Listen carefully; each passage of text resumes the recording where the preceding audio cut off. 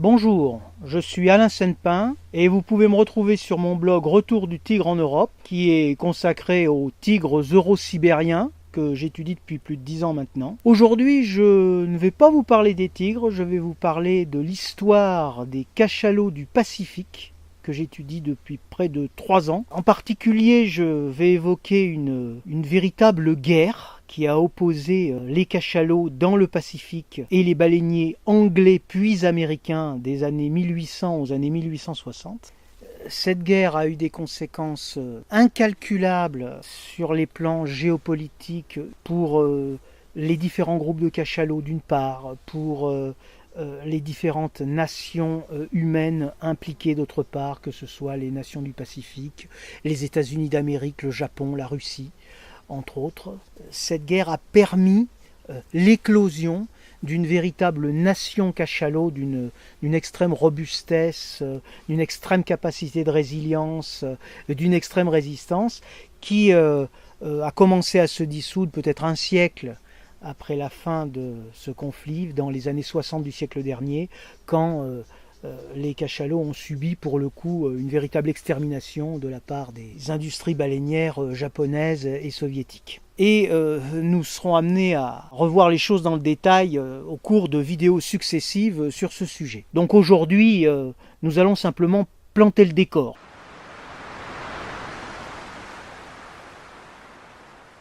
Bon, tout le monde a sinon lu, au moins entendu parler du roman d'Herman Melville Moby Dick, qui raconte l'histoire d'un capitaine de baleinier fou, capitaine Ahab, qui s'oppose et qui essaie de détruire un grand cachalot blanc, Moby Dick. Mais ce que l'on sait moins, c'est que cette histoire est fondée sur des faits réels, et sur des faits réels qui ont été très insuffisamment mis en lumière, qui restent très méconnus, et dont on ne connaît aujourd'hui que la surface, et où on commet beaucoup de contresens.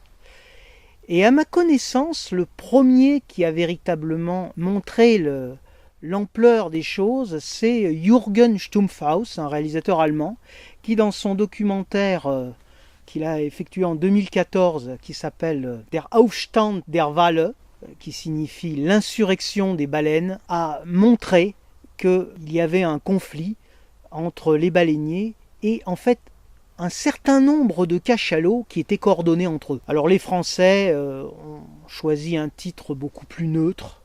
Ils ont appelé ça la véritable histoire de Moby Dick et je leur en laisse l'entière responsabilité. Jürgen Stumpfhaus a montré 3 éléments extrêmement importants dans son documentaire qui n'avaient pas été mis en lumière avant lui. Le premier, c'est que les cachalots combattants étaient au moins une dizaine. En tout cas, il y en a une dizaine qui ont défrayé la chronique, et ils étaient certainement beaucoup plus nombreux. Et que chacun occupait, semble-t-il, un secteur particulier du Pacifique qu'il défendait et protégeait avec toutes les communautés cétacéennes et marines qui se trouvaient dans ce secteur. Donc ça, c'est pour le premier point.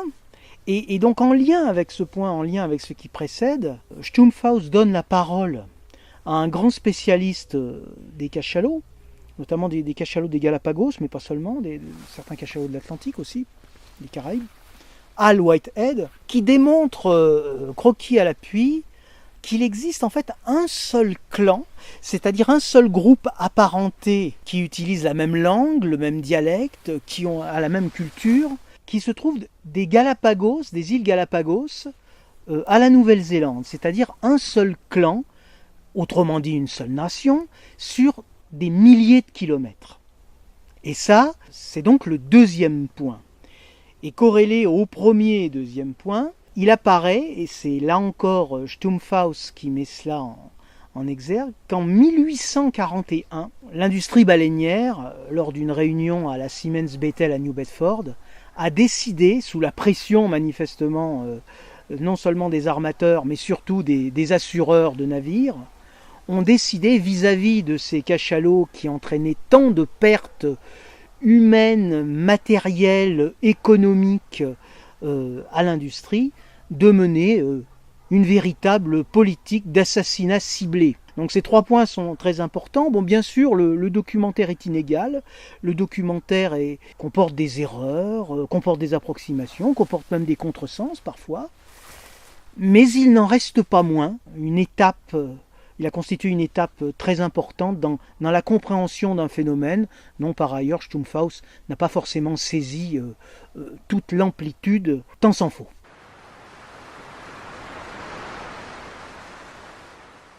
Donc nous allons maintenant parler dans les très très grandes lignes de la genèse et de l'évolution de cette guerre. Alors il n'y avait pas eu de guerre dans l'Atlantique au XVIIIe siècle. Les baleiniers avaient chassé les cachalots.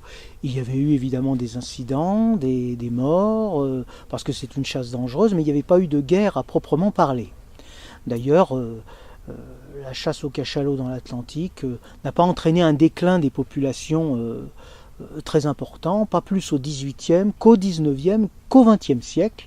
Et à l'heure actuelle, les populations du Pacifique sont plutôt moindres que celles de l'Atlantique, mais ça c'est en rapport avec la campagne d'extermination, notamment dans le Pacifique Nord et dans l'Antarctique orientale, par les Japonais et les Soviétiques, des populations donc du Pacifique et de l'océan austral qui lui est joint. Alors c'est une estimation évidemment, ça n'a rien de définitif, il s'agit essentiellement de questions ouvertes, mais il semblerait que les cachalots dans le Pacifique ont développé une résistance de plus en plus grande à leurs agresseurs, progressivement, notamment à partir des années 1820.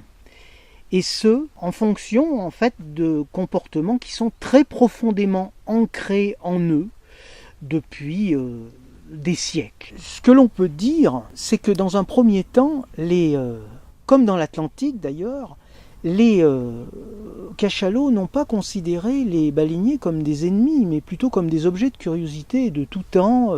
Il n'y a pas que les dauphins et les globicéphales qui manifestent une curiosité naturelle pour les navires, les cachalots aussi, et ils ne s'attendaient pas du tout à être agressés par ces curieux compagnons, ces curieux voisins, ces curieux arrivants. Donc, dans un premier temps, on peut dire que dans le Pacifique, au début du XIXe siècle, comme dans l'Atlantique au XVIIIe siècle, ça a été une chasse plus qu'une guerre.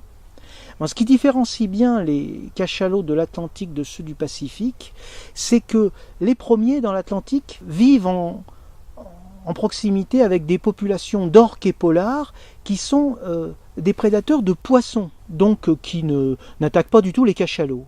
Et de ce point de vue-là, bien sûr, les cachalots ne développent pas de comportement, de réaction particulière. Dans le Pacifique, c'est totalement différent.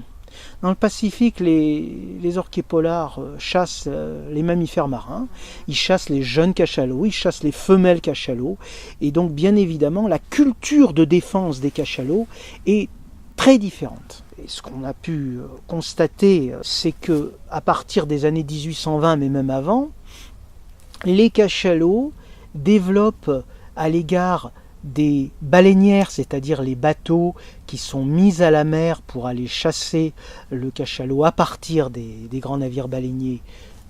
Les cachalots se défendent vis-à-vis des baleinières, un peu comme ils le font vis-à-vis des orques prédateurs de mammifères marins.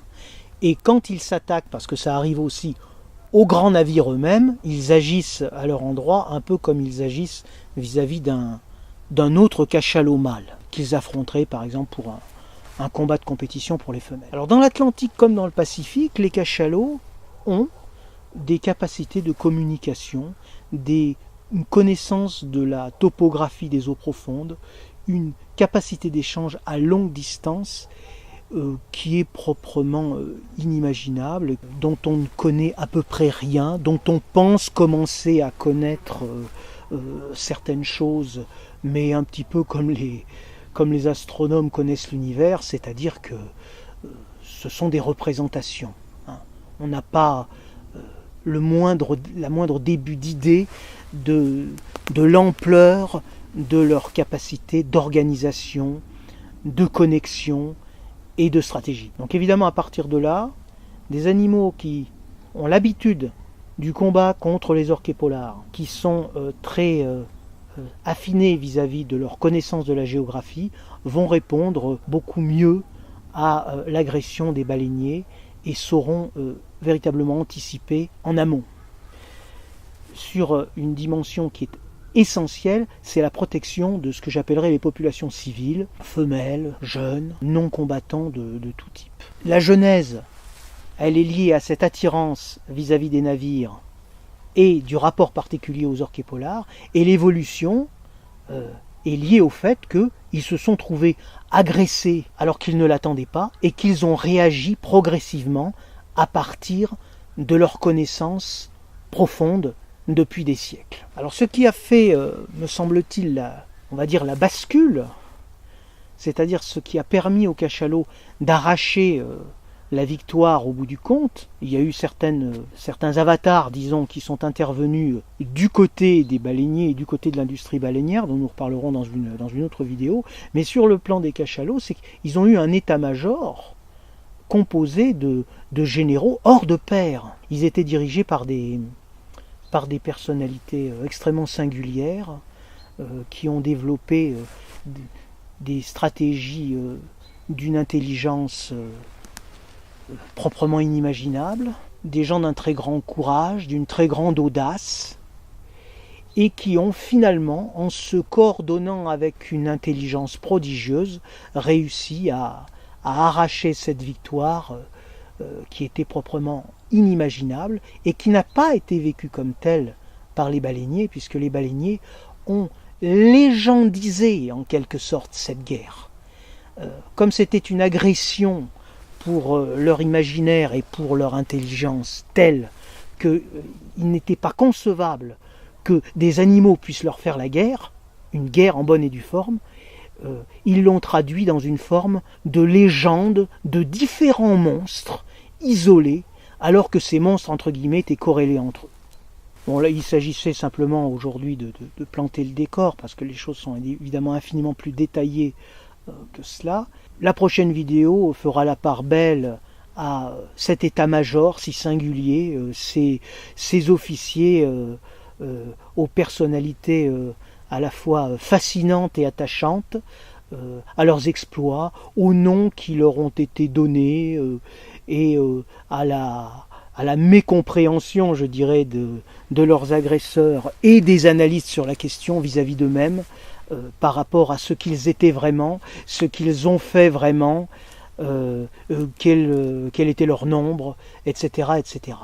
Voilà, je vous remercie de m'avoir suivi et je vous dis donc à bientôt.